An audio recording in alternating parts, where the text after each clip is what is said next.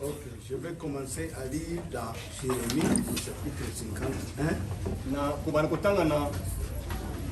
Jérémie, on comprend tout le temps dans mon com. Ok, le verset 8 Zila ya Mwambi. jusqu'au verset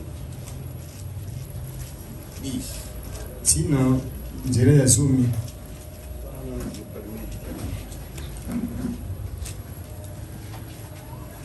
Soudain, Babylone tombe. Babylone mon aime ekoi. Elle est brisée. Et Bukani. Gémissez sur elle, prenez du baume pour sa plaie.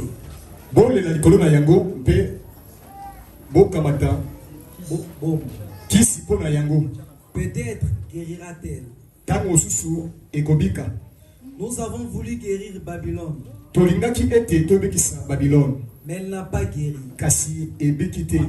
Abandonnons-la. To sundala yango. Et allons chacun dans son pays. Pe to kene moko na moko kati mboka na ye. Car son châtiment atteint jusqu'au ciel. Pote etumbu na yango ekomi kino na likolo. Et s'élève jusqu'au riz. Pe etumbu kino na babalabala. Mapata. L'Éternel manifeste la justice de notre cause. Yahweh azali kotalisa boyenge benati na biso. Venez et racontons dans Sion l'œuvre de l'Éternel notre Dieu. Boya tokuta na kati na Siona mosala na Nzambi. Kolo apambola maloba na ye. Amen. Tobonde. Kolo basumuki nyonso biso toyepa na yo. Kondimaka ete solo na makila na yo nde tokomi basantu. Amen. Moko te na makasi na ye akomi komisa mosantu. Amen. Kaka mawa na yo nde esali ete moko na moko obenga ye. Amen. To sanctifie ye. Amen. Yango totiki mikumba na biso na loboko na yo toyebi ete yo ozali réponse ya bomoi na biso. Amen. Oyo ayaki maladi azala guéri. Amen. Oyo azalaki na mawa azala consolé. Amen. Oyo azalaki na bolembu azwa makasi. Amen. Oyo azangaki emoniseli yo opesa ye emoniseli. Amen. Oyo nyonso esimbamaka nde na loboko na ye. Amen. Toye awa po ete yo Nzambe omimanifeste omimonisa kati na biso. Amen. Po bénir moko na moko pe o exhorter na mitema na biso na oyo tokoyoka lelo nkolo na kombo na nkolo Yesu. Amen. Amen. Je vous asseoir. Bon, avant de commencer notre prédication de ce matin, parce que j'appellerai notre prédication la religion forcée de Babylone.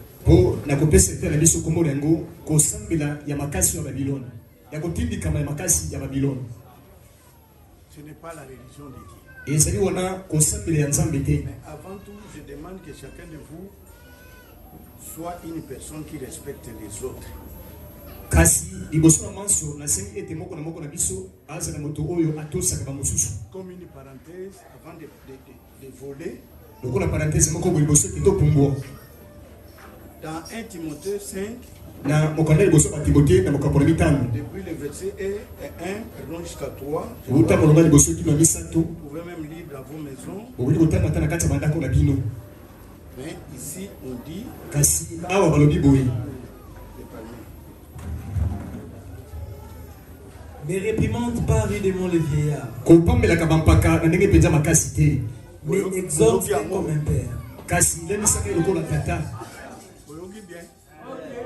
Moto aza mubange yaya na yo kopamela ete. To tozali ko vivre na temps moko bato baza très indiscipliné. Ba chrétien ba yebi ko tia eloko na eloko lekika. Moto yebi ke aza yaya na yo sala na respect. Continuez. Mais exhorte-les comme un père. Exhorte les jeunes gens comme des frères. Les femmes âgées comme des mères. Celles qui sont jeunes comme des sœurs. En toute pureté. Nzambe azali ko catégoriser moi batu.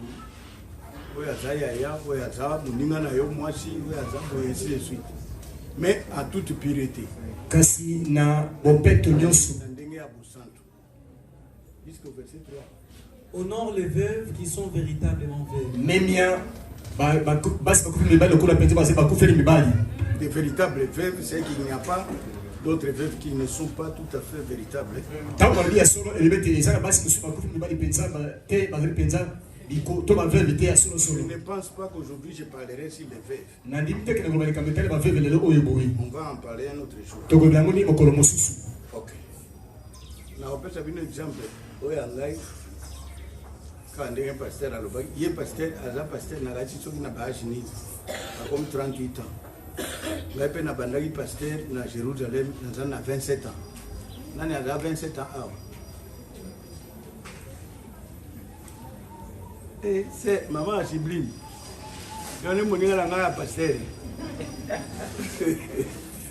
bon ntango naza pasteur na bandi pasteur na Jérusalem la plupart ezalaki ka bamama na bapapa bo baboti ngai mpe nazalaki kofanda na bango très bien jusqu'à bapapa wana baye koloba kaka maloko bino borepetaka yo nde okokunda biso yo nde okotikala jusqu'à ce que nzambe aya kozwa yo mpo bakutaki ke un jeune garçon très poli elenge moko ya botosi mpenza makasi discipliné ya bo indiscipline na makasi namoni yaya devant ngai natelemi kaka ata ngai naza pasteur namoni yaya natelemi na respecte ye oyo ya biso ya bakinkasa awa te oyo ezali comportement bachrétien te chrétien soko omoni grand frère na yo otelemi olekisi ye afanda okoyeba moto abungaka yaya na ye te yo moko okoyeba te oyo aza yaya aleki nga na bambula c'est ça bato oyo baza na molimo mosantu ndenge bafandaka na bato amoni ke oyo eza mama oyo aza mama nakoki kodiskute na ye te amoni ndenge meme bosali awa bajeune sere bafandi na place na bango c'est très bien parce que akoki kosala baamen devant mama na ye babeta na maboko te baza baami te oyo eza mwana ya kosakana na mama te oyo tokomi bandimi te eza modele wana te faut qu'on respecte oyebi bato mingi babetami na mokili même na kati ya baministère na bango bayebi te ke banani bamonaki mpasi mpo message ekomela ye ata baza na mabunga yo tambolaka na respect nde ndenge nzambe alingi oyebi David azalaki un enfant très discipliné un garçon discipliné mosala oyo Saul asalaki ye ezalaki ya malamu te mais ntango bitumba ekei David ayoki ke Saula akufi jeune garçon ayaki koyebisa ye yo nani o ezalaki boye mais ye alobi papa yaka koacheve ngai mpo bafilistin bakutanga boye te mpe ngai naye koacheve yo acheve ye yana nano pembeni awa David abomi ye mpe alobi makila na yo ekozala na motu na yo mpo yo moko nde olobi ke ngai na acheve saint de l'éternel faut kozala discipliné na frère na yo na tata na yo na yaya na yo na ndeko na yo ebi même awa na Hébreu 13 excusez na verset 7 na verset 17 elobi nini le premier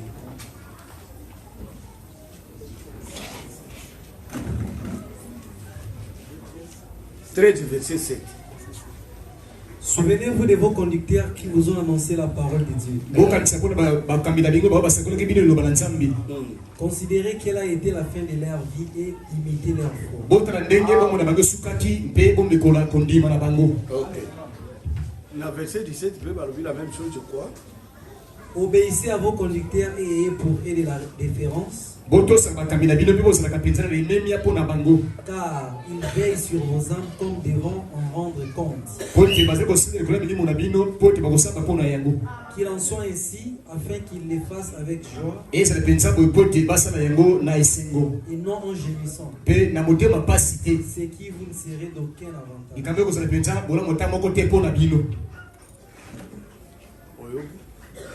Soki conducteur na yo azali korespecte bato nyonso no bomoni ngai nakomi epaser moko na embrase ye na beti ye tout ça nakokosakana nga na bangaka bandeko na nga basi nde na respect nyonso ti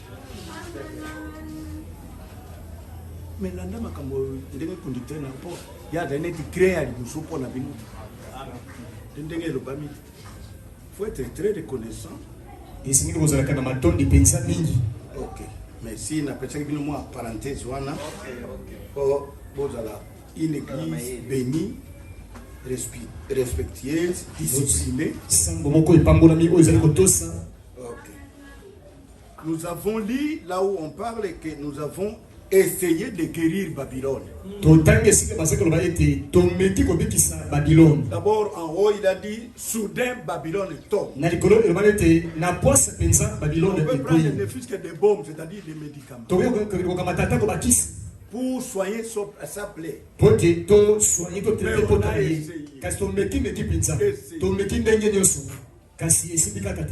Elle n'a pas été guérie. Abandonnons-la. Même maintenant, on continue à l'hôpital, tous les cas de Saint-Joseph, tous les cas de la clinique universitaire, tous les cas de Bouy, tous les cas de bon, l'hôpital, on soit Kinshasa, tout ici. Quand tu go, tu es Suisse.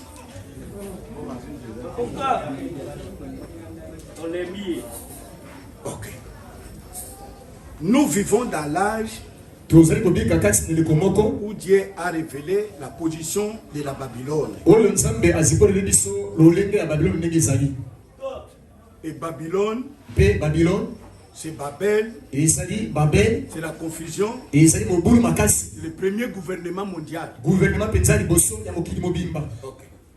Avant qu'on aille plus loin, je vais vous lire ici dans la prédication, les 7 âges de l'Église, de Frère paragraphe et page 178. Je veux que vous saisissiez un peu bien. Parce que nous sommes des gens qui ont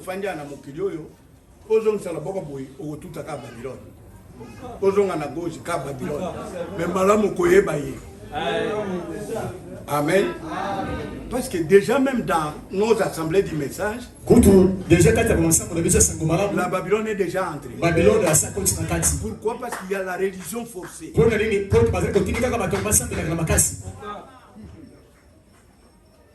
Ici, Frère Branham dit au sujet de Nimrod, là où Antipas a parlé.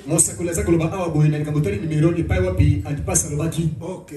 Il nous a parlé de Nimrod. Mais qu'est-ce que Nimrod a fait pour qu'il y ait une Babylone? Frère Branham dit sur Nimrod, il dit il était appelé Ninis. Ninis, roi d'Assyrie, a changé la façon de vivre modéré d'autrefois par son désir de conquête. Conquête, c'est kolonga. Amen. Amen. Et fit le premier à guerroyer contre ses voisins.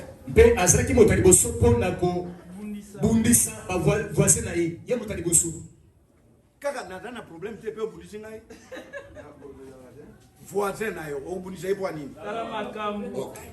Il ajoute. Il conquit toutes les nations de la Syrie jusqu'à la Libye, car ces hommes ne connaissaient pas l'art de la guerre. Mais suivez bien. Après les déluge, les enfants de Noé ont rempli la terre, mais ne connaissaient pas la guerre. Ils aimaient à vivre ensemble. Écoutons un peu les prophètes. Diodore dit Ninis est le premier des rois assyriens mentionné dans l'histoire, ayant l'esprit guerrier. Il infusit avec rigueur de nombreux jeunes hommes dans l'art de la guerre. Il a assujetti la Babylonie, alors même que la ville de Babylone n'existait pas encore. Nous voyons donc que c'est Ninis commença à conquérir de la puissance en Babylonie, et qu'il bâtit Babel, et qu'il conquit Assyrie, dont il devint le roi, pour ensuite continuer à dévorer d'autres vastes territoires.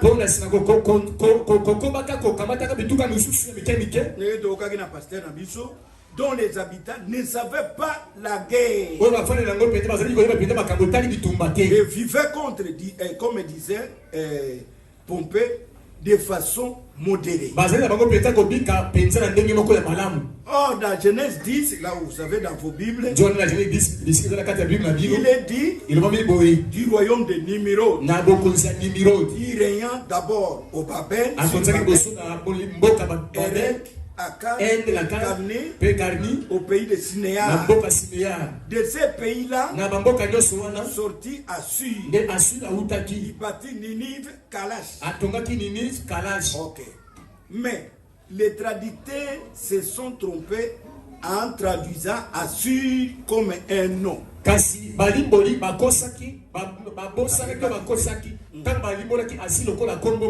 effet, c'est un verbe qui veut dire affermir en jardin.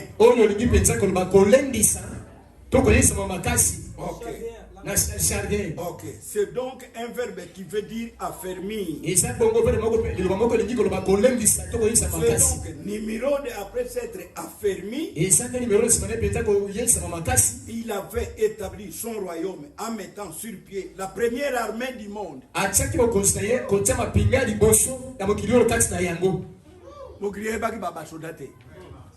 Première fois ceux qui ont avancé encore et qu'il avait formé au moyen de l'exercice de combat, et de guerre, de rigueur, de la chasse, et qui alla au-delà de Shinéer avec sa puissante armée pour s'assujettir des nations, bâti des villes comme Ninive, qui portant son nom. Aujourd'hui encore, une grande partie des ruines de cette ville est appelée Nimrud. Ok. Boyoki Nimrud ndenge asali. Mokriye zaki na bitumba. Baninga na eba batumolaki talaba inspiration parce que ce que vous avez dans la Genèse, qu'on a beaucoup de Nimrod est un puissant chasseur. On a koluka nyama. Esprit wana côté lié que amoni batolo la banyama. Pe a formé armée pour na dominer. Frère mon quoi dagi na timia a bénier na makasi, a cogner, a dominer. Bon, tata na ye sikoyo to kamata côté à tata na ye.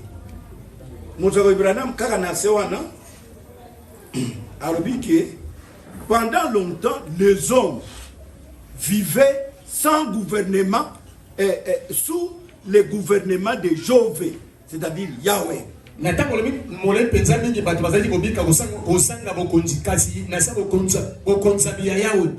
Donc, Batonatango ya Kalabadaï Kakana gouvernement Yahweh. Ok.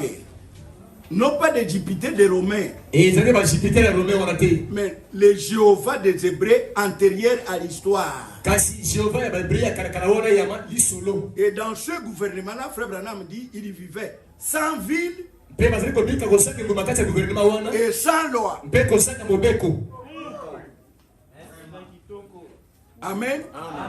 Ville est acteur à venir au urbanisme, au maïs comme côté.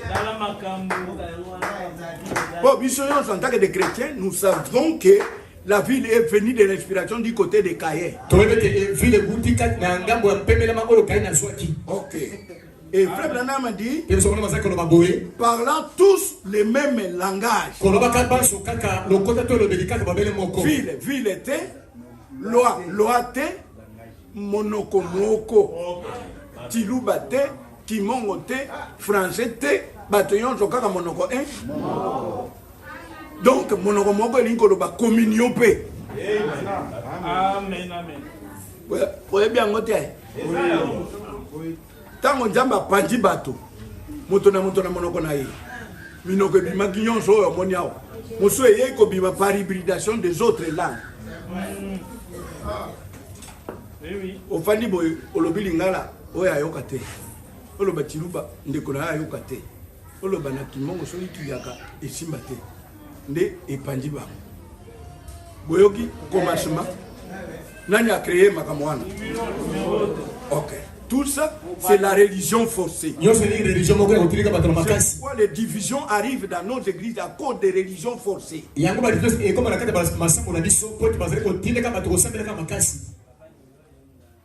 il dit, lui qui est appelé Couche, Mercure, ayant interprété le discours des hommes. Kuna mwana na ye mokonja batsoda a formé batsoda. Ye kotoyo a formé ye moka komi interprète ya bateau. D'où le nom Herménite épouse de signer un interprète. Et par cela sépara aussi les nations. Dès lors la discorde commença. Mindonope mikakatanope koswa na ebali. Okay. Au départ, il n'en avait pas. Et nous voyons par là que lui, Couche, père de Nimrod, était à l'origine le chef de clan qui poussa les gens à s'éloigner du vrai Dieu. Et qui encouragea les gens à se donner pour interpréter des dieux et à accepter une forme de religion. Et il les encouragea à réaliser la tour dont son fils fit effectivement les bâtisseurs.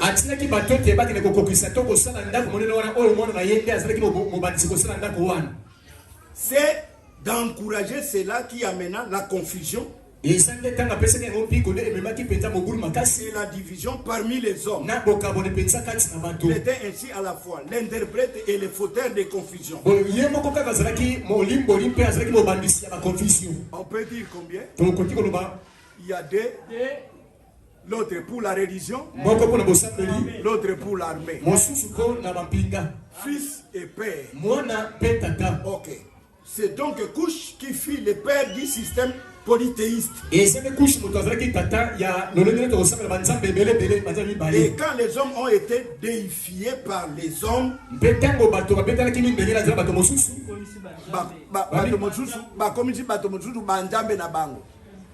comme un système, on est ça même pas n'abiso. Bon, au moins le système anglais qui est étié beaucoup continuant soit bon d'améliorer de pas pasteur. Donc il y a aussi la cave vide. Moi na tonde kona d'aiko belo koko tela ima bokote. Tant que ne kai pas pasteur. Mais Marc c'est pour tout le monde, n'est-ce pas? OK. Alors moi il faut et pas ba laïque. Atini aroka et pas ba berger. Les bergers sont là comme les exemples, il n'y a pas un problème, mais c'est pour tout le monde. OK.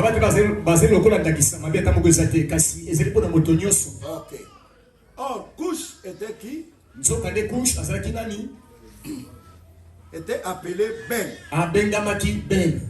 Dans la mythologie romaine, c'est Janis. Oh frère et pasteur Alobaki, Janvier. On les représente avec deux visages. Et pourtant une massue au moyen de laquelle ils mettaient les gens en déroute et les dispersaient. Ok. Ovide écrit que Janis disait de lui-même: les anciens m'ont appelé Chaos. Ok. Nous voyons ainsi que les couches de la Bible, les premiers à s'être rebelles contre le monothéisme, étaient appelés Bel, Hermès, Janis. Bon, par les peuples de l'Antiquité.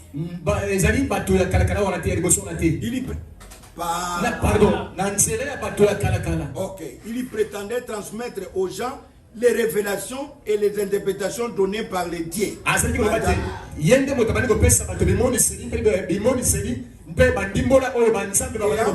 cela, il poussa la colère de Dieu à disperser les peuples de la terre. De là, la division et la confusion.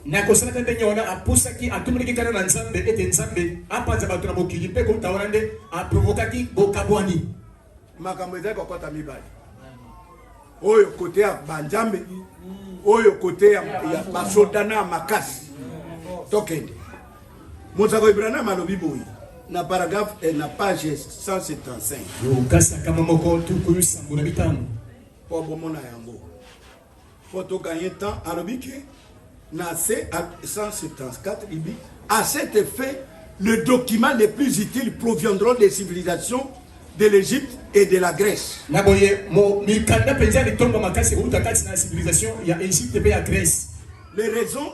en est que les sciences et les mathématiques avaient été transmises à l'Égypte par les Chaldéens et par les Babyloniens.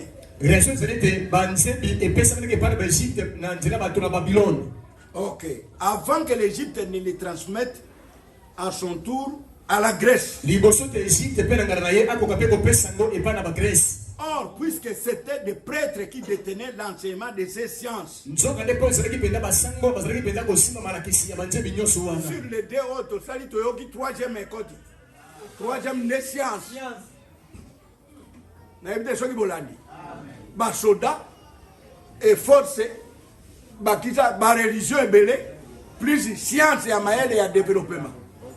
Et comme il bateau, Makambo, ok.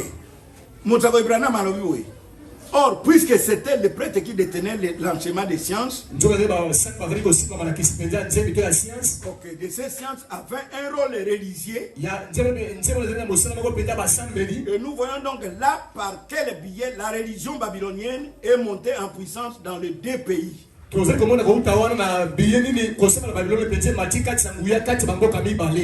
Bamboka oyo mibale Égypte na Grèce de religion ya Babylone et mataki epa na bango makasi.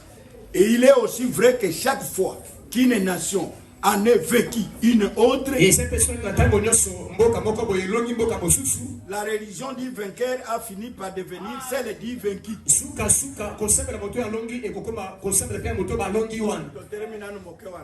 Bon, Babundisi Biso, par exemple, Babundisi Congo. Oye alongi akamati religion wana ekoti na Congo, forcé ou bien par la révélation? Merci. Bon, religion ekoti kana bitumbate. Foi ekoti kana bitumbate. Et bon ide bino boyeba makamwana po boyeba où est venue la religion forcée. Et quand vous regardez même nos frères dans les messages, nous-mêmes, nous sommes une église où critiquer. Nous sommes des critiqués. Nous ne respectons pas d'autres religions. Nous critiquons les gens. Ce qui n'est pas normal. Nous voulons le faire croire par la religion forcée. Ok, Frère Branham a dit quoi? Babylone était au commencement. Babylone est devenue au milieu de la Bible. Babylone est à la fin des temps. Babylone est au milieu de la Bible où? Je crois que les 3 Hébreux ont été jetés au feu à cause de la religion babylonienne.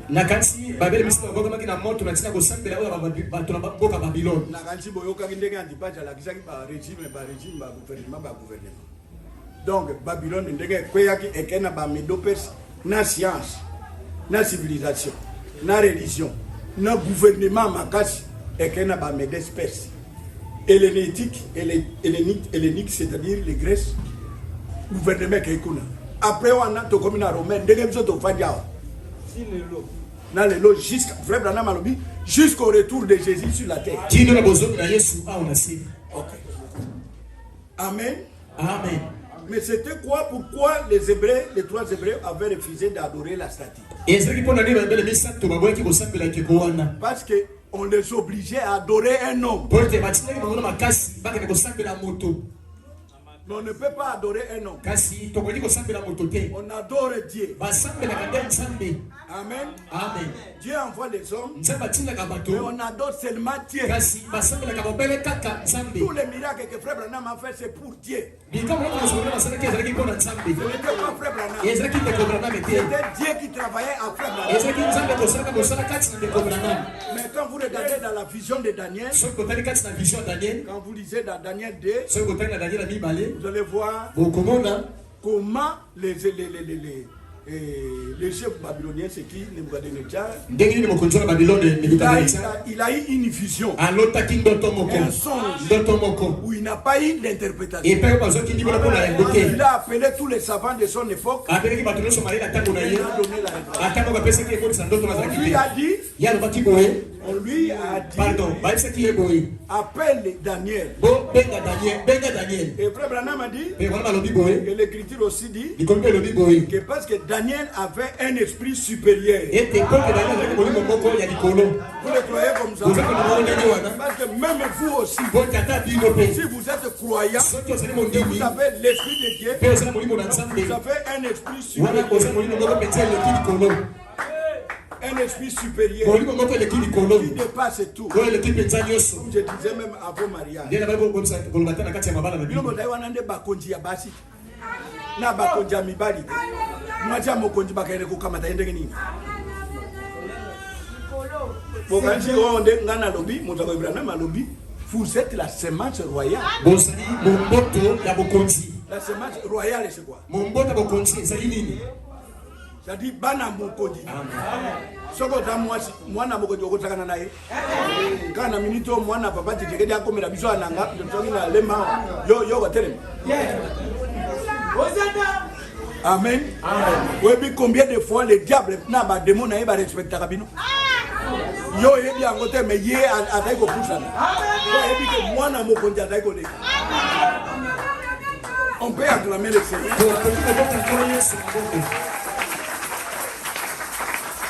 Et ils ont trouvé en Daniel l'esprit supérieur. molimo moko mpenza likolo kati na Daniel. Même ngai devant bino na miki tisaka mokepo nayoka ba argument na bino. Oh bana ba ozwa makambo makati boye. Kaka na ministère ya biso. Jamais yokela ngai mawo. Parce que tango ziko pesa litato lina yo na dako kana makati. Bon, oyebi motako Ibrahim alobi que celui qui a de l'esprit ne peut pas. Bon, agogo bunga tende kuna ya na Saint-Esprit. Kaka na minute tango boye changer. Même frère Fernand Serre Moussonga, on m'a dit que a déjà vu Saint-Esprit. C'est vrai? Attends, Saint-Esprit. Parce que à quoi expliquer dans ma campagne, mais on a dit, pour mon tour, attends, Saint-Esprit, yé, langage, la capone, la misala malam. Mais attends, la fusion, comme même médicament, n'est pas l'idée. Pas, oh, tout à fait, ça, il n'est pas bon, honorer, et des connaissances, on a pas partagé à nous. Pour vision, dans la dénénie.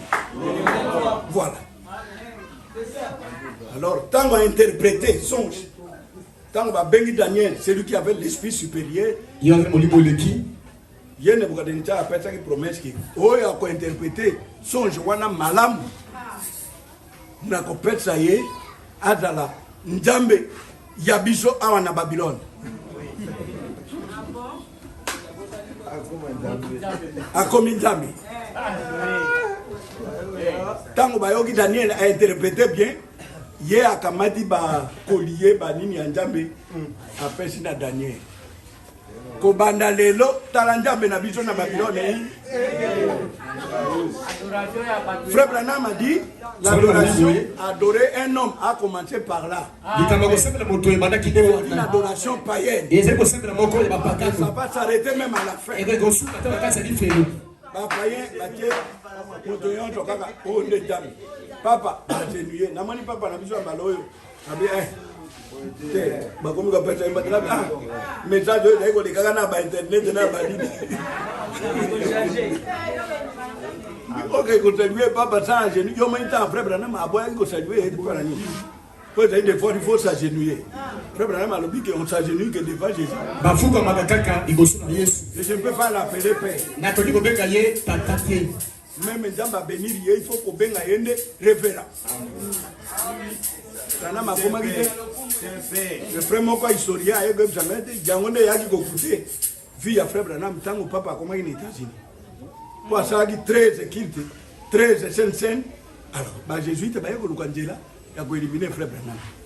Mais tout ça pour Nzambe ndé abongisi boye. Oui. Pour ceux qui Nzambe abongisi te okoresirte. Amen. OK. Alors, c'est publié que Daniel a commis Nzambe na Babylone awa. Allez. Oya kosambela Nzambe oya ngaite. Et que konga na tiete. Après que tu as Daniel boye, ba former pe que kosoko moni boye ka identique na Daniel. Allez. Que le rebot ebeta to adoré. Bango balobi biso Daniel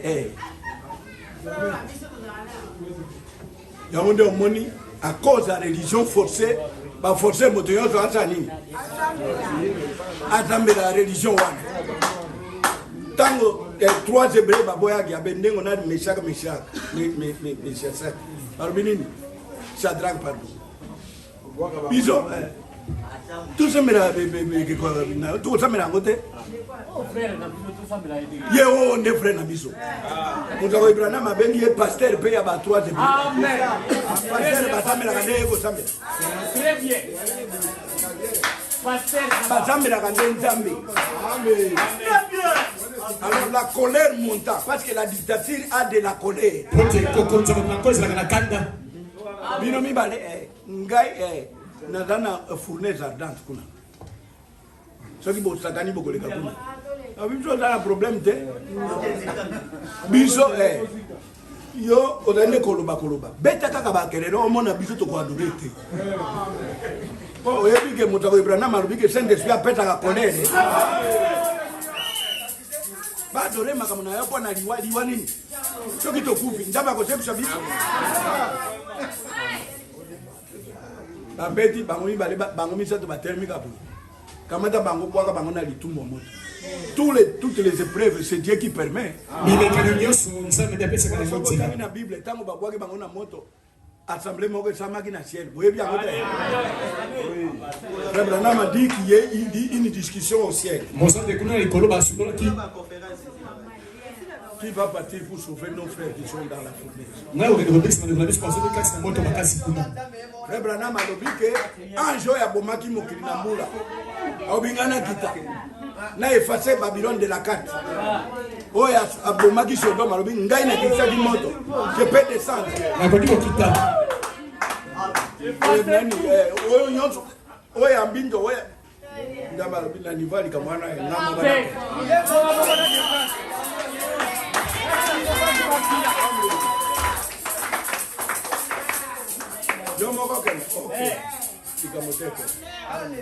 Abraham a dit il appela les vents d'Orient et les vents d'Occident pour faire un escalier. Il est descendu. Et quelque part on nous dit qu'il avait une palme. Une branche de palme qui met fin au feu. Il est descendu. Même maintenant, Nebuchadnezzar est mort.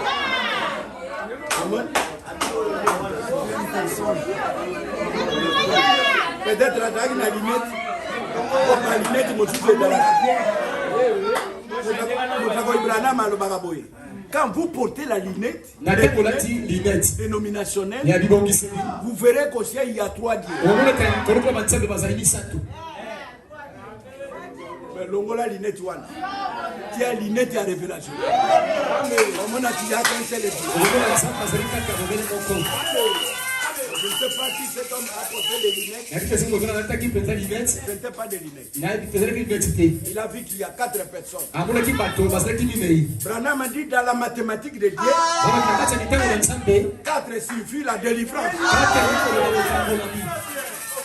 3 c'est la vie. 3 ezali bomoi. L'adoration. Kosambela. 7 c'est l'achèvement. Sango ezali kosukisama. 8 c'est l'éternité. 8 ezali seko na seko. 50 c'est le jubilé. 50 ezali mosepelo sango. C'est les persécutions. 40 ezali minyoko mapasi. La mathématique de Dieu est là. Mathématique na nzambe ezali 5 wana. c'est la grâce. 5 ezali komu. Le pourquoi il est descendu. 4 personnes sont descendues. Yango bato mine bakitaki. Moto ezalaki na kutu kuna bango bamonaki bango nde bazalaki kodanse na kati ya fournaise. Ntango babibisi bango moto moko na Babylone te afungolaki lisusu monoko. Oyebi baraison ya bahébreu vene yango wana mpo na kokalme monoko na yo. Amen. Amen. Et quand nous allons encore plus loin, si la Babylone de la Bible, Apocalypse 17, lisez.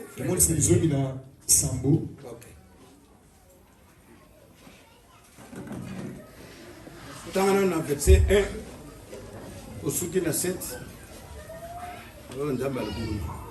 Puis un de ces anges qui tenait les 7 coupes vin, il m'adressa la parole en disant: viens, je te montrerai le jugement de la grande prostituée qui est assise sur des grandes eaux.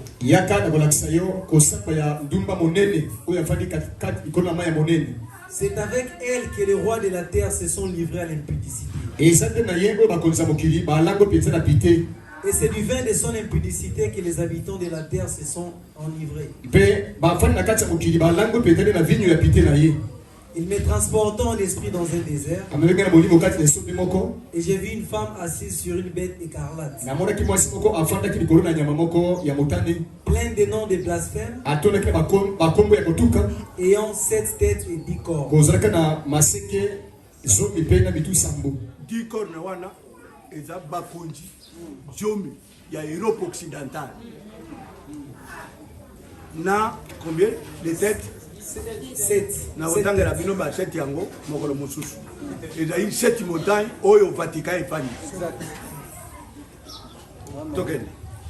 Cette femme était vêtue de pourpre et d'écarlate, et parée d'or, des pierres précieuses et de perles. Elle tenait dans sa main une coupe d'or remplie d'abominations et des impurités de sa prostitution.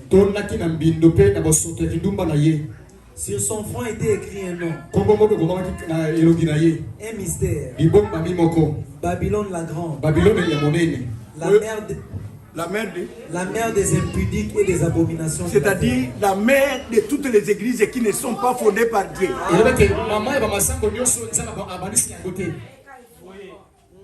Il porte le nom blasphématoire. Kombo ya kotuka Nzambe. Okomi église de Christ. Les assemblées de Dieu. L'église du Saint-Esprit. Kutaka nakati. Lobina restaurant que awe dana ngombe na ba poulet. Bakuta kuna otende ba misiri. Eza yango te. Otie pondo. Okomaki ke ezangombe tekeni. Ah biso omani ba oti batominga papa te. Bokuma kombote. Ah bino botona mia nani ya ebizibino. Alléluia. Écriture nini ezali. Ntango ya Noé adai kobenga nyama yonso akuble akomaki eloko na likolo. Il y a l'attraction de Dieu. C'est Dieu qui vous appelle.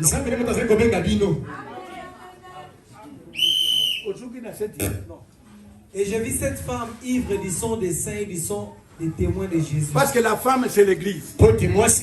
Matthieu une église. Et Titi ou les frères. Ivre des saints, des sang des saints. Un frère, vous l'arrêtez. Vous le tuez. Non, nous sommes chrétiens.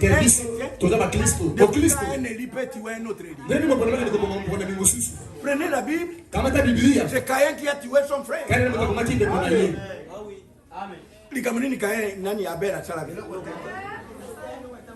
Ya Yomoko ke Mtambalobi, Botumerangambeka, Branham a dit que c'était Dieu qui avait ordonné à Caïn et Abel de lui faire un sacrifice. Or, Ndambe pona Yeso Galobi, Bosala, Vinon Soboke, mais hier qu'on ne connaît Boya Ye. Pour naïf, Sabino et là c'est créé à Dami. Pour se débarrasser d'une religion forcée. Et en la voyant, je fis saisir un grand étonnement.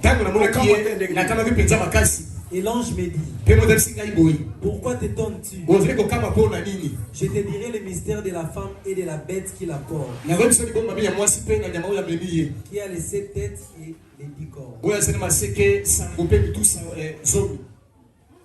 Ok, arrêtez-vous là-bas. Naba gouvernement ya Europe occidentale, ils ont 4 religions, 4 et bandi na 4 ya âge ya Pergame, parce que Moussa Ibrahim a bengi âge à Pergame, âge à mariage, na l'état, na science, na religion. Moussa Ibrahim a lobby na page 187 et 4 pardon, il y a exposé à lobby. Or cette ingérence de l'État dans les affaires de l'Église est contraire au bon sens.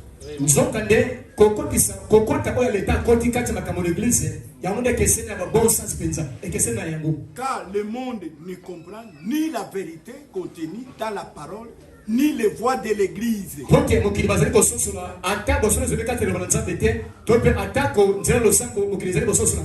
biminde député, mais vision pour un même. Église, il faut dans l'appel. Il y a ma personne au Saint-Esprit.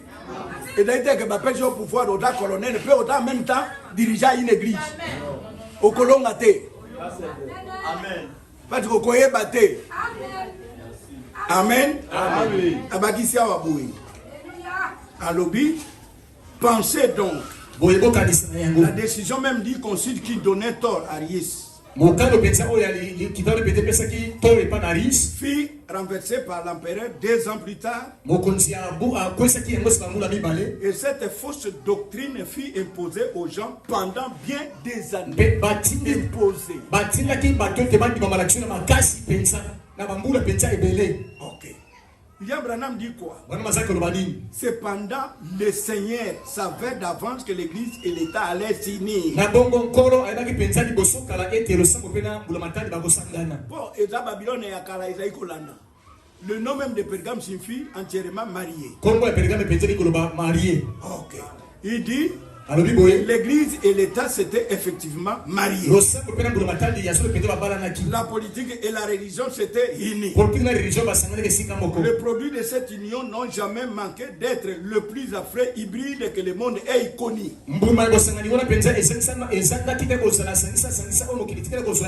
La vérité n'est pas en eux. Mais toutes les mauvaises foi de Caïn, le premier hybride, y sont. C'est dans cet âge que non seulement l'Église et l'État se sont unis, mais aussi que la religion de Babylone fut officiellement rattachée à la première Église. Satan avait désormais accès au nom de Christ et dans le culte. Il y siégeait sur le trône comme il était Dieu. Grâce aux subventions de l'Empire, c'est-à-dire de l'État, subventions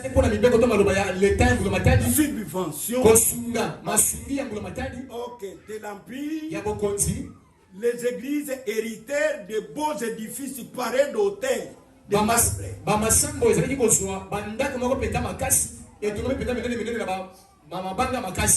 Blanc et des statues de saints défunts.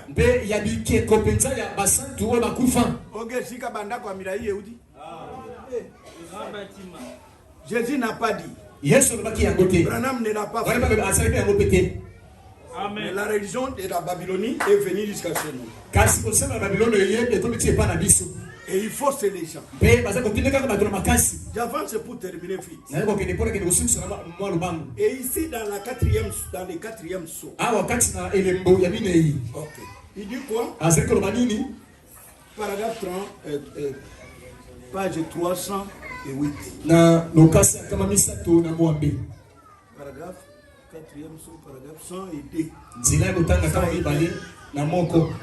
Kama moko na moko. Il dit descend les triples couronnes, vous lirez là-bas. Bokotaka kuna mitolo ya misato. Mitolo misato. Trois puissances Nguya misato. réunies. Et sangale sika moko. Et donc le mélange donnait une couleur pâle. Na boye sansa ngo pete pesi lande moko boya. Tout cela parlait de la mort. Nyoso pete zaleka lobakaka pona liwa. Les puissances politiques, Nguya pete politique. religieuses, Bosambela démoniaques, yango tsatana. mélangées. Ouais sangale sika La moko. politique. Nakaba politique. Satan, c'est le roi de la politique. Sana nga zali bokonzi ya politique. Je suis. Et ça solo. N'essaie pas d'être plus malin que lui. Comme les capitaines pour les cahiers maïle mabete. Faites seulement confiance au Seigneur et c'est tout. Tena kolon sa kaka liki a pesidi. Oyongi triple couronne. Religion, yé. Politique, yé. Science, yé. Purgatoire, yé. Mais kaka église na ye oyate. Bakomo nonde mabe bakoko bomayo. Ça vient d'où? Nyoso wana euti wapi? De Babylone. Euti na Babylone. Mais la religion de Dieu, Kasi kosambela nzambe. c'était quand Jésus marchait avec les apôtres. Ezali tango yeso bali kotambola na batoma. Quand vous prenez où? Soki bokamati wapi? Dans les Matthieu chapitre 13. Na mokwana na matai bokapola soki na misato. Vous pouvez lire là. Oui, autant d'abord. 16, depuis 13 jusqu'à 18. Jona motoba uta jona misato kilo soki na mwambe. Parce que mon temps est passé, déjà avancé. Po te tango na ngai esili déjà comme na liboso mingi. Ok. Okomona kuna ke atuni ba ekoli na yeke bino bobenga ngai na nani. Ezalaki nde wana ti. Bato nyonso bapesi ba réponse oyo bato bazali kopesa. Ye mpe atuni bango mpe bino. Ozako Ibrana mesika mosusu alobi ke na bango mpe bazali korepete ba réponse oyo bayokaka na bato. Donc bazali kolanda Jésus mais bazali na révélation te. Alors bayoka kaka Pierre atelemisi mosala. Tu es le Christ, le Fils du Dieu vivant. Ozali Christ mwana na nzambe na bomoi. Pe oyoki et réponse à Jésus est anini.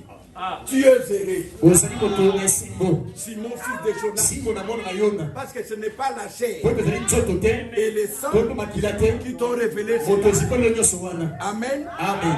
C'est mon Père qui est dans les Eza cieux. petanga zeka likolo. Ok. Nani amonisi Pierre likambo wana? Nani amonisi ye? Est-ce que vous pouvez acclamer?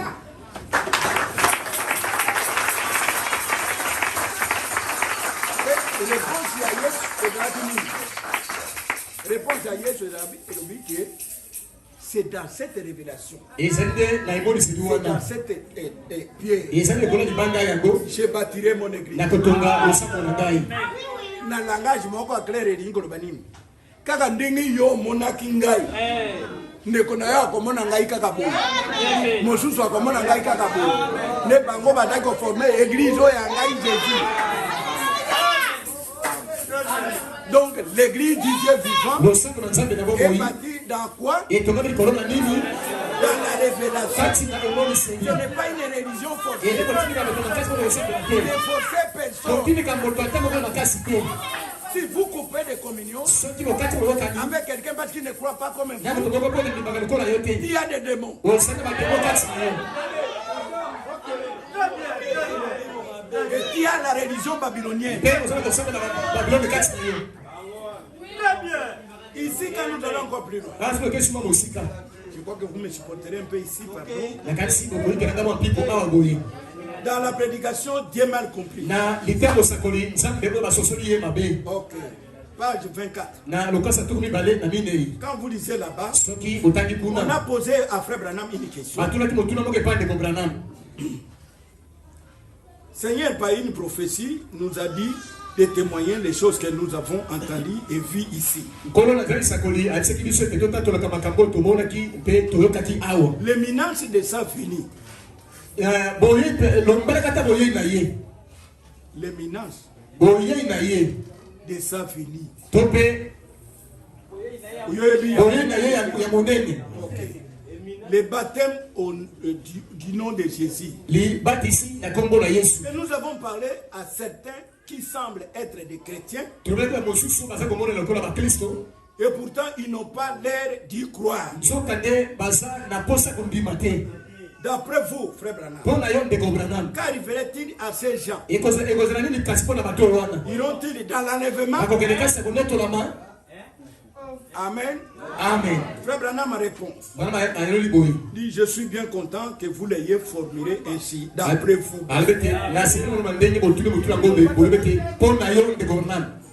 Parce que le fait que je pense une chose ne la rend pas forcément juste. Je crois que personne ne peut marcher dans la lumière de Dieu tant que Dieu ne la lui a pas révélé. Je veux dire amen. On peut acclamer cela.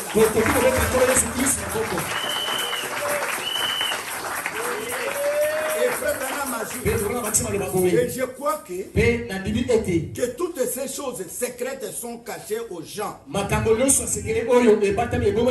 et que personne ne peut le voir à moins que Dieu les révèle. Et je crois cela car dans la Bible il en a toujours été ainsi. Jésus a-t-il déclaré, vous avez les yeux et vous ne pouvez pas voir. Vous avez les oreilles et vous n'entendez pas.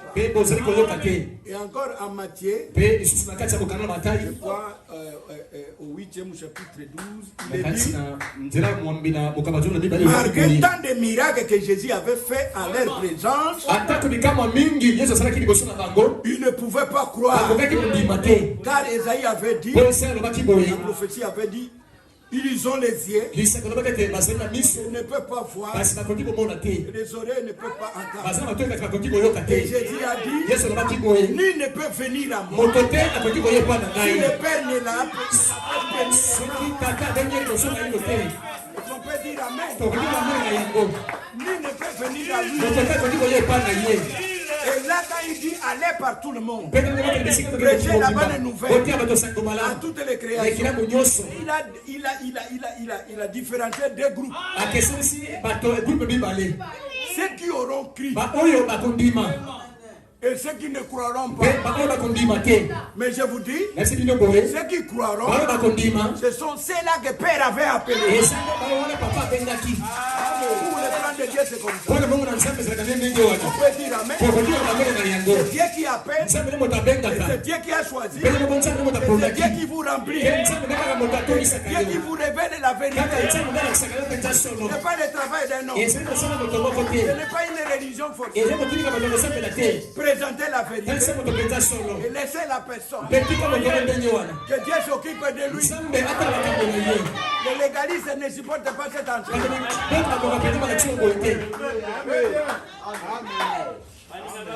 Et frère Branham a dit que tout ce que le Père m'a donné viendront à moi. Cela tranche la question.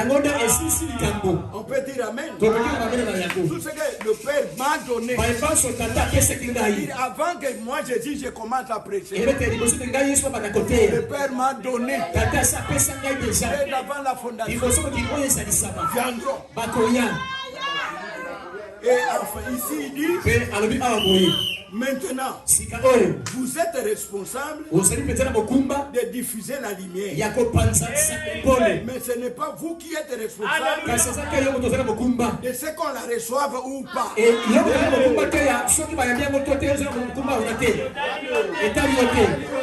On peut dire amen. Vous n'êtes pas responsable.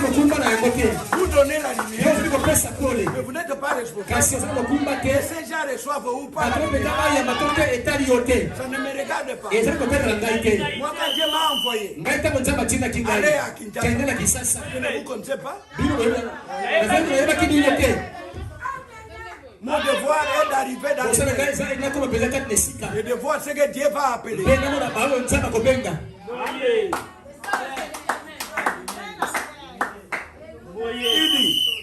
dit, vous êtes responsable de la leur apporter. Mais vous n'êtes pas responsable de leurs réactions. Et puis si Dieu les laisse entrer, ce sera son affaire.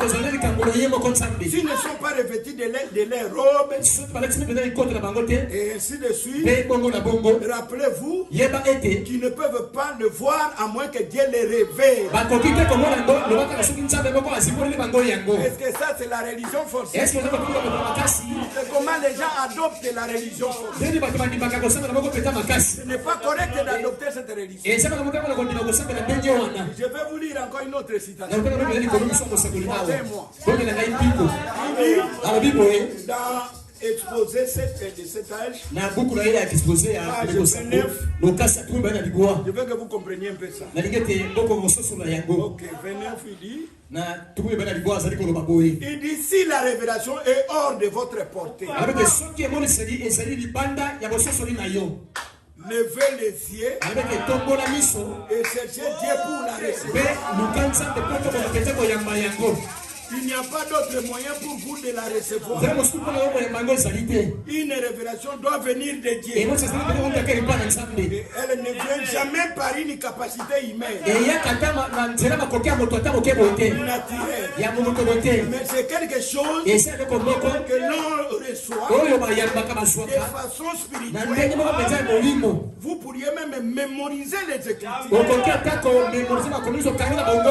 Bien que ce soit bon. Mais ce n'est pas ainsi que vous y arriverez. Il faut que ce soit une révélation qui vient de Dieu. Il est dit dans la parole que personne ne peut dire Jésus est Christ si ce n'est pas le Saint-Esprit. Vous devez recevoir le Saint-Esprit. Ensuite seulement l'Esprit peut vous donner la révélation de Jésus-Christ. Personne ne connaît les choses de Dieu. L'Esprit de Dieu est celui à qui l'Esprit de Dieu les révèle. Vous pouvez dire Amen.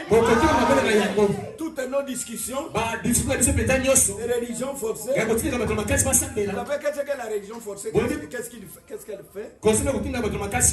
Si ta femme, si tu m'aimes, si tu adores d'amour de Dieu, je suis ton mari, il faut que tu adores d'amour de Dieu. C'est la question de la révélation. Ce n'est pas une religion forcée. On ne force personne. Si vous êtes une femme, votre mari est païen, montre-lui le verset de Christ. S'il a la semence de la vie, il va l'amener à la repentance. Vice versa. L'homme c'est comme ça. Montrez à votre femme ce qui est de Christ. Vie chrétienne. Exposez vos vertus. Et vous allez voir comment il sera attrapé. À cause des religions forcées, toutes les divisions que vous voyez dans le monde,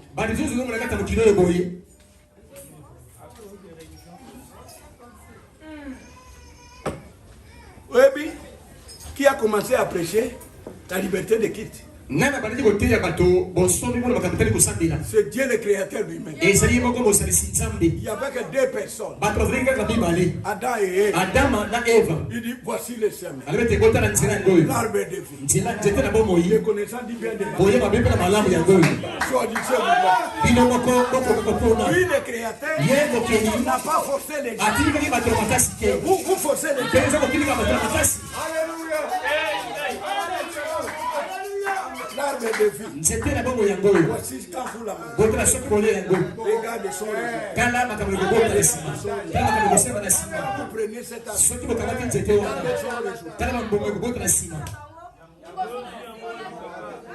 quelque part, quand vous allez plus loin, vous allez voir son prédicateur du nom d'Élie.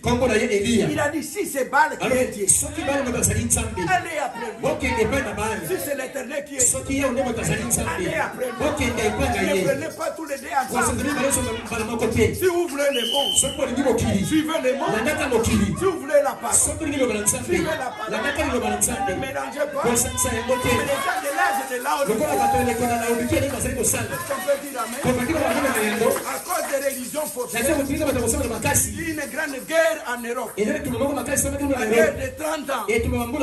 Parce que les protestants sont sortis. Et les Européens, quelque part, ils ont dit nous voulons la liberté de culte. À cause de chercher la liberté de culte, les catholiques ont tué 68 millions de protestants. Et les protestants ont tué plus de 5 millions ou 2 millions. Pour chercher que la liberté. Au temps de la fin, Dieu avait promis qu'il enverrait le message. Et ce message, c'est pour appeler seulement les élus, l'épouse. Et il dit, nous avons essayé de traiter Babylone, de lui donner tout le monde. Mais il n'est pas guéri. Abandonnez-les. Abandonnez cette religion. Suivez la révélation. Votre frère ne croit pas. Priez pour lui. Je termine avec cette citation. Dans la prédication, Dieu tient sa parole. Paragraphe 87. Il dit ceci.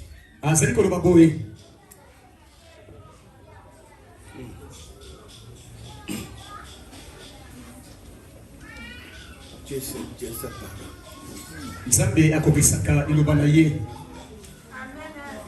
Regardez un peu dans 80. J'avance. Et j'ai la même quelques citations. Manière n'a sili. Il est musulman caché.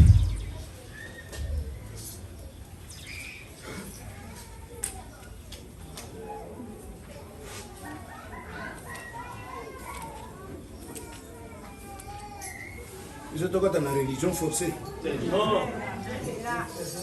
Tu vois dans la religion forcée. Bana nanga nyonso tokosemela na bango. Yango lai makambo ye amona. Ebi témoignage. Na yemsa ki frère Onésime. Ya sœur moko. Ya Kiao. 87. Na répète témoignage à mon assis. Nous développons la parole de Dieu. Et nous devons nous développer à mesure que la parole de Dieu se développe. Et pas banir un ambition sous le ministre. Révélation est autre. Très bien.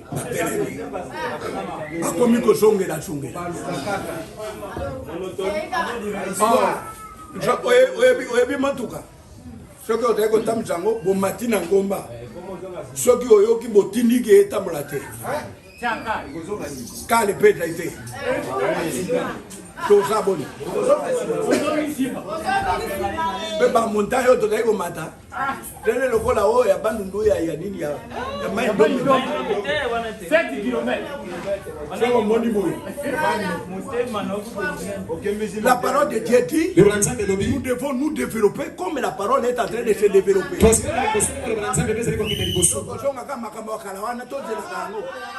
Branham a dit ici, à mesure que le temps se développe, la science se développe, que l'homme est le même qu'il était il y a 6000 ans quand il a créé. Il a la même capacité intellectuelle. Il a la même intelligence. Avec le même 500 il y a 2 milliers d'années. Regardez le progrès qu'il a fait au cours de ces 50 dernières années. Regardez ce que ce fils de Dieu de Chi a fait. Il a inventé les automobiles, les radios, les lumières électriques, les bombes atomiques, les avions en réaction. Regardez comment ça s'est fait rapidement. Les pages de la science se tournent rapidement. Mais nous voulons nous arrêter sur un vieux credo d'église et rester là alors que Dieu veut que nous développons. Nous développons dans la parole. Nous vivons au dernier jour. Nous vivons au temps où magnifique église du Dieu vivant devrait se tenir debout, resplendissant comme les lys de la vallée. Mais nous restons en arrière. Eh bien, je fais partie des presbytériens. Je fais partie.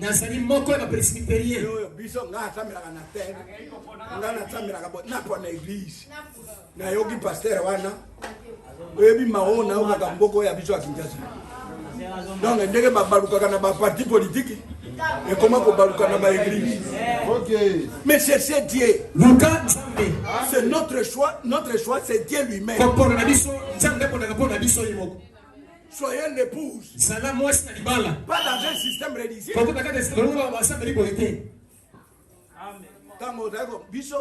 Frère, biso église na biso ndeboy. Au-delà des jeunes à Babylone. Très bien.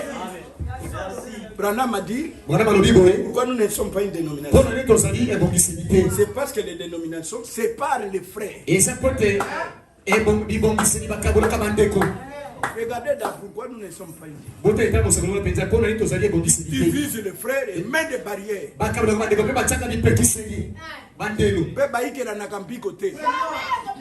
Yo ebi ke frère wana aoko ka enseignement wana te. Odako kamataka yaza.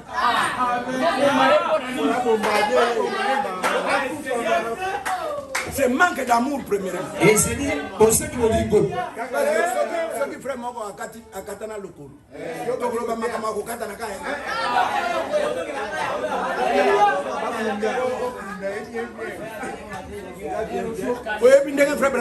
Qui provoque les guerres. Des comparaisons. Et c'est la comparaison. C'est toi qui essaies de les rencontrer par une guerre.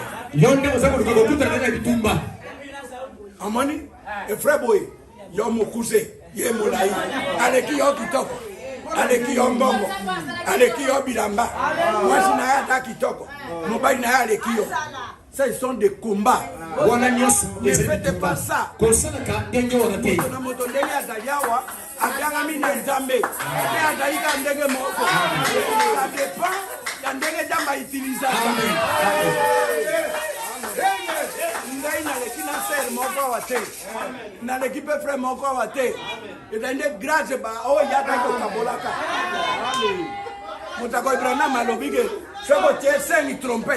Ça trompette yon tondenge mongo nani aleki moto pale ko kesana na tango moto asimbi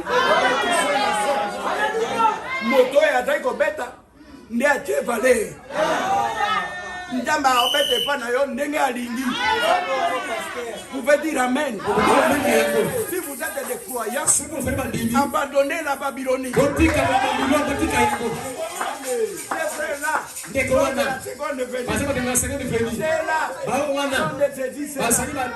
Abandonnez la Babylonie. Laissez tous ces gens entre les mains de Dieu. C'est Dieu qui révèle. Vos discussions ne peuvent pas amener quelqu'un à la foi. Non, non, non. Dieu c'est le qui révèle. Nous ne voulons pas de religion fausse. Aimez les gens. Soyez avec les gens.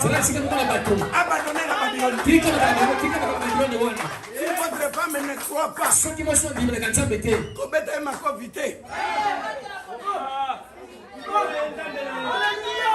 Banana bandi makate. Kobeta bangote. Batika kande bango na maboko ya Nzambe. Témoignage na ngai za nini? Oyebi frère Branham bana eba tumisaki ye. Surtout oya moja ya liboso. Atumisi ye makati. Atige na maboko ya Nzambe. Frère Smith aye kozwaye. Aye kokufa chrétien. Batika kana maboko ya Nzambe. C'est la vérité. C'est moi qu'on a eu qui frère Onésime, Agilobi, grande sœur à frère Isaac. Habitant au papa il quoi à quel panabiso qu'on fondait l'église. Yé papa il quoi kaka. À quel n'est pas mon toté. Yé ka abimina ndako. L'osam. Auti l'osam ndako. pendant tous les mois où il n'y a pas de panabiso. Ce qu'on a dit, on n'a pas de papier. Le bas, les qui n'a pas de chocolat, que ça va besoin. À part ça, ça c'est un. Maman n'a biso, elle a dit qu'on croit à la religion. Papa n'a dit qu'on loba. Yo, nous n'avons pas de passer là. Oui, na boy, puis yo n'avons qu'un découna. Mais na kami papa iko alobi tikaye libre. Oh, tikaye. Avec aucun de l'église moko, car ba église na biso a message, ba frère na biso à côté à franc. Ok. Kende kuna ngalo bi akende. Alléluia. 12 km biso to dans le sapo boy. Ya za ko le. Et ça ko pensa mobile na ye collé. Là na bi tikaye kimia. Oyebi alors que ye ko le kanini. Ye moko se a Monica na buto za ko bondela. Balakisi ya balobi omane église oyo kendaka ye bakoni esi edimana moto sikoyo yo okotumba bilei na yo wapi kobanda mokolo wana nde esika atikaka église nani arevele ye ngai mobali na ye église voilà la position.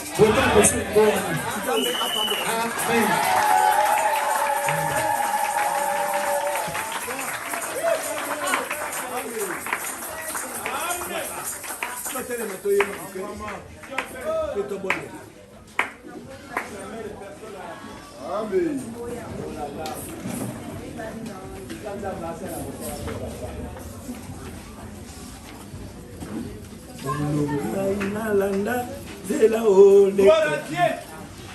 Merci Seigneur. Et comme nous